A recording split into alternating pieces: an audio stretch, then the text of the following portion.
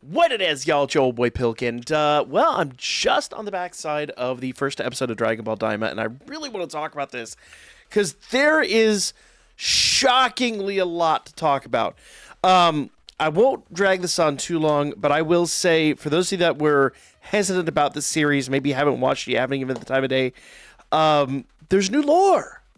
Like, who'd have thunk that?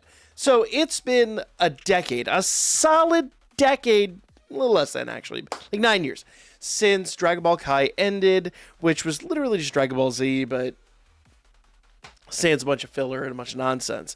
GT has been behind us for decades. Z's been behind us even longer.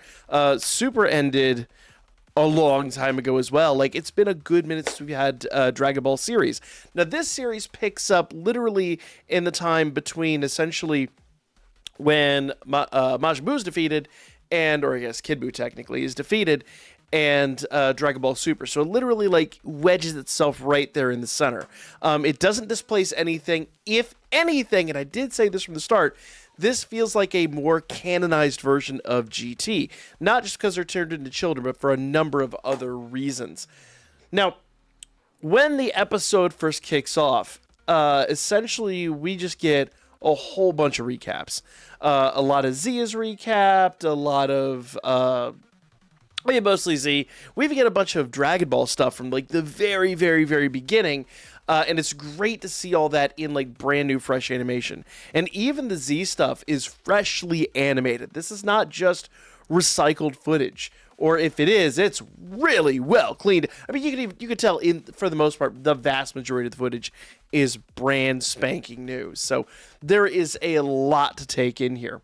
And if nothing else, so the one thing I think most of us were pretty hesitant about was at the beginning, at least at the beginning of Dragon Ball Super, the animation quality was pretty bad. Let's be fair here. But that's not the case here. The animation quality here is absolutely fantastic. And the one thing I love that Toei did is very cinematic in a sense. When the action really needs to ramp up. I've been covering Danmachi for another channel I do, and even Wistoria on that same channel. And one of the things that I always gripe about with a production studio here in 2024 is when they don't increase the frame rate, or at least do something to feel like the frame rate is where it is. And Toei, I mean, no excuse. Toei's been around forever, but Toei really nails it here, where the animation is just on point. I won't call it a 10 out of 10, but I will definitely give it at least a 9, maybe a mid 9. It's really, really well done. And it's done in a very cinematic sense. Like, the episode is about 32 minutes long if you watch this online. So it doesn't kind of conform to that, normal 23, 24 minute sequence. There's almost... I mean, there is a commercial break, but there's, like, no time for commercials in here. Like, it is just slam-packed. Now, not every episode I expect to be like this, but at least this first episode is just given just the amount of time it needs to do what it needs to do. It's like, we're not on a schedule. Everything else is on a schedule around us. Remember, unfortunately, we did lose Akira Toriyama earlier this year, so I'm sure a lot of that is in respect to his memory. But nevertheless, even in the recap parts, I couldn't help but be awestruck by what was going on. But then you start getting this narrator, and well, sort of narrator. You find out that this is Goma and Dagetsu, two of the new characters.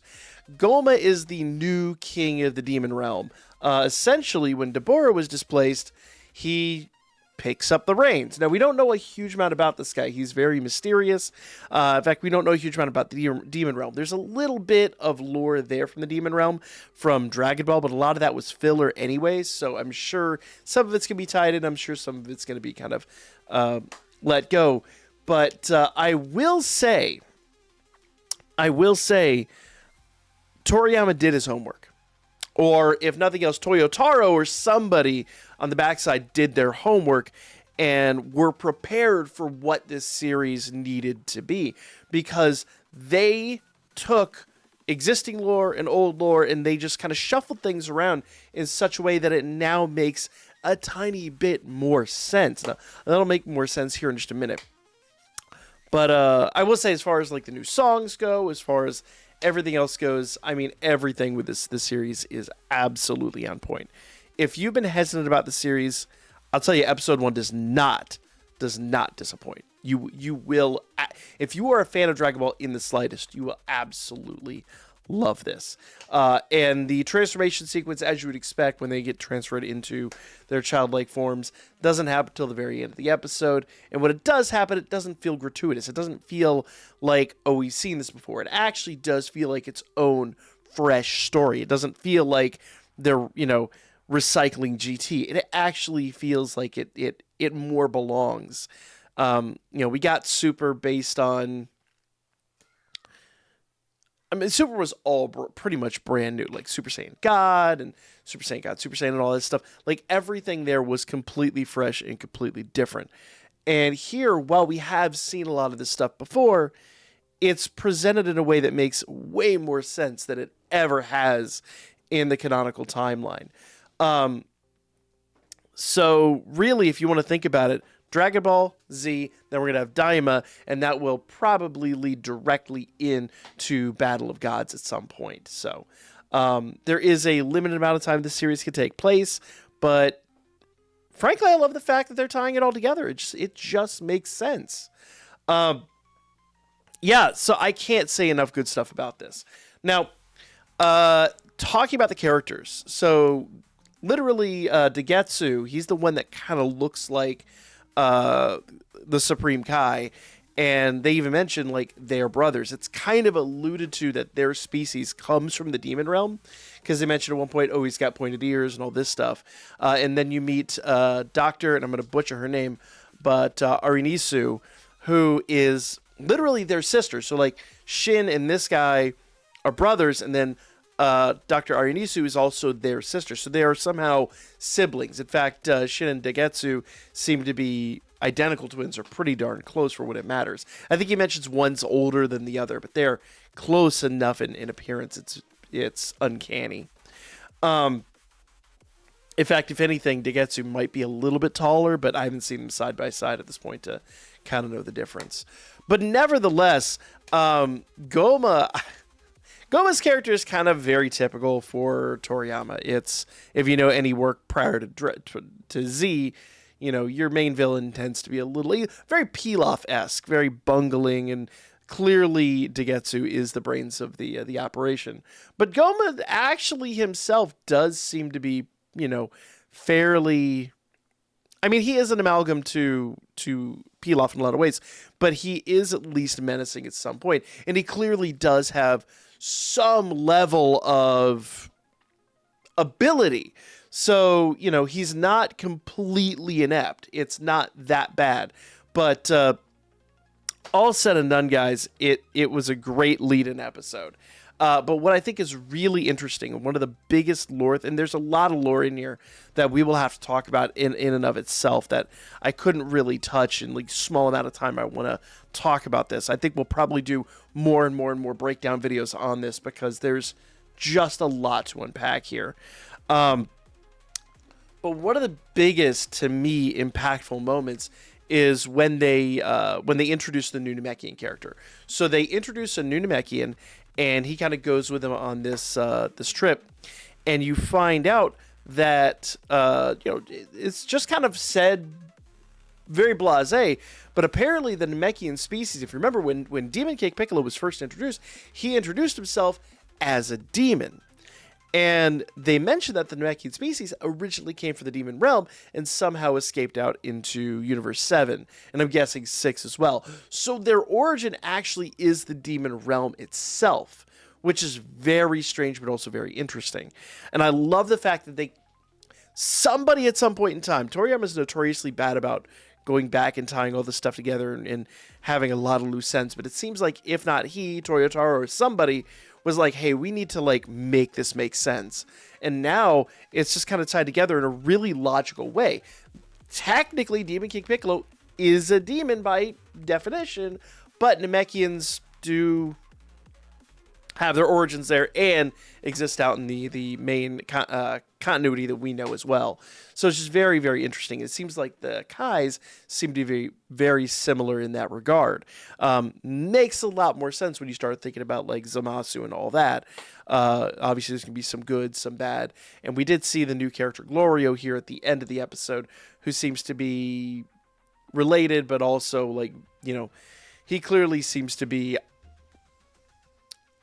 I don't want to say a new protagonist yet, more than likely yet, but definitely stems from the demon realm, but doesn't seem to have the negative connotation that these characters seem to have. So everyone here, you know, all three of the new characters that are introduced seem to have some kind of thing going on. In fact, Dr. Arinisu already came to the our main universe 7 universe, even Earth itself, before these guys. You find that out during their Can I say I don't remember. Now, it's been a long time since I watched Dragon Ball, and I do need to go back and rewatch it. I do not remember the gateway to the demon realm being a giant Magikarp in space. But I guess it's a thing now. Maybe I'm wrong. Maybe I don't remember that right. It has been a good minute since I've rewatched Dragon Ball. So it's probably been a decade or so since I've actually watched it. So it's probably something I need to go back and rewatch. That would be a lot of fun. I love Dragon Ball. Oh my God. But nevertheless, end of the episode comes and everybody's transferred into children. And Shenron even specifically asks, what of the people that are already children? And he's like, make them babies. And then literally mid-fight, Goku and Vegeta are transformed. Everybody's transformed. And even the transformation sequence was really well done.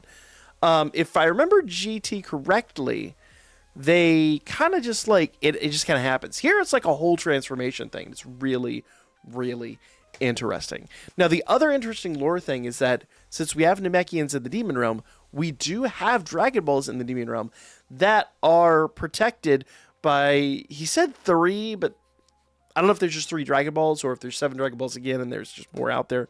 But there's at least some protectors that are oddly reminiscent of the Shadow Dragons from GT.